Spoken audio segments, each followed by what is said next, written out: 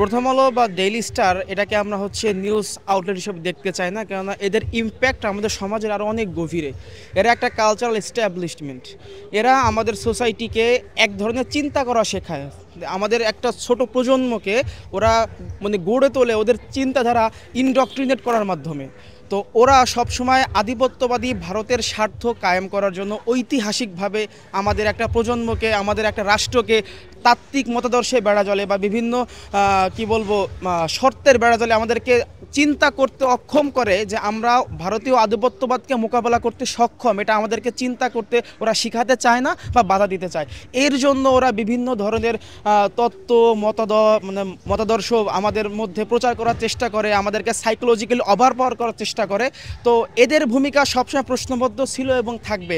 ভারতীয় আধিপত্যবাদ এস্টাবলিশমেন্ট করা ছাড়া আমরা প্রথম আলো বা ডেইলি স্টারকে একটা নিউজ আউটলেট হিসেবে কল্পনা করতে পারি না, বা ওদের যে অথরিটি আছে আমাদের সোসাইটির ব্যাপারে একদম এক রাত্রে ভেঙে চুরে শেষ হয়ে যাবে। কেন ততদিন ওরা থাকবে, ততদিন ওরা করবে। যদি আমরা এখন এই সুযোগে ওদেরকে এই এডিটোরিয়াল পলিসির পরিবর্তন না আনতে পারি বা এইভাবে সংবাদপত্রের স্বাধীনতার কথা বলে ওদেরকে যদি আমরা কাজ করতে দেই, ওরা ভবিষ্যতে আমাদেরকে আরও অনেক বড় এবং গভীর সংকটে ফেলবে।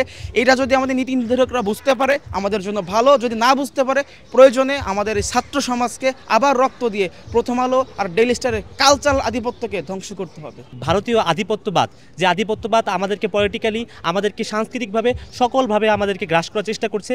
এবং এই ভারতীয় আধিপত্যবাদের যে হেজিমনি, সেই হেজিমনিকে সার্ভ করে যাচ্ছে বাংলাদেশের প্রথম আলো এবং ডেইলি স্টার।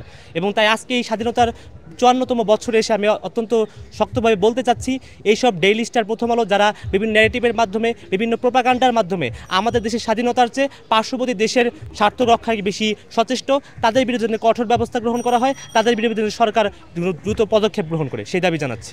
প্রথম আলো ডেইলি স্টার বাংলাদেশের দুটি স্বনামধন্য পত্রিকা হিসাবে তারা কাজ করে আসছে, কিন্তু আমরা সবসময় দেখে আসছি যে তারা মুসলিম কালচারের বিপক্ষে সবসময় একটি অবস্থান নিয়েছিল এবং তারা খুব সুচিন্তিতভাবে এই দেশে ইন্ডিয়ান হেজিমনিক এক এজেন্ট হিসাবে সাধারণ মানুষ মনে করে, এবং এটার একটি বৈধ গ্রাউন্ডও আছে যে তারা এই ধরনের যে কালচারের হেজিমনিক বিভিন্ন যে সাংস্কৃতিক আগ্রাসন, এই দেশের এজেন্ট হিসাবে আমি মনে করি তাদেরকে।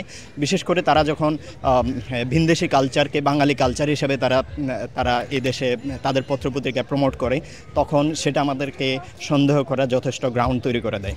আমি সেটাই মনে করি যে এই দেশের তারা একটি ভিনদেশি এজেন্ডা নিয়ে তারা এই দেশে কাজ করছে। কেউ যদি বিশ্ববিদ্যালয় পর্যায়ে একটু নামাজ রোজা করতে চায়, কেউ যদি নামাজ পড়তে চায়, কেউ রোজা রাখতে চায়, দাড়ি রাখতে চায়, তারা সেটাকে খুব সূক্ষ্মভাবে তারা সেটাকে এড়িয়ে যায়, অথবা তারা সেটার বিরুদ্ধে ঘৃণা ছড়ায়।